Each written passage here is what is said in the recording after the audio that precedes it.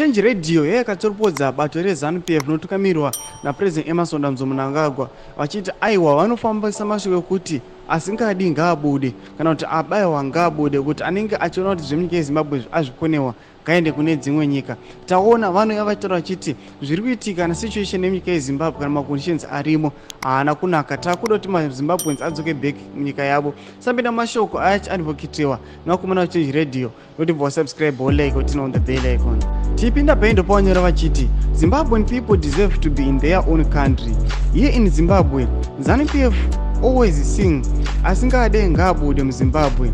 Ndobva vanyora vachiti no schools, no roads, no jobs, poor healthcare system, high cost of living, high taxes including heart tax and cattle tax like Smith, gross human rights violation. Mashoko atiri kusiyirwa panapa nevakomana veChange Radio vachiti these situations kana maconditions awa ndo ari kuita kuti vanhu vabude munyika yeZimbabwe. Noda kuti aiwa vanhu vanokuita sekuti vakawana independence but kana tazova paground aiwa vanhu vari kurarama panguva yekuopresewa aiwa nana Smith chaivo. Noda kuti matax akakwidziwa, gross human rights, hakuna zvikoro, maroads akadhakwa, kuna mabasa. Mashoko ari kuitwa panapa nevanhu veChange Radio. Aiwa chibetudze mafungiro enyu pinai comment section medu musaona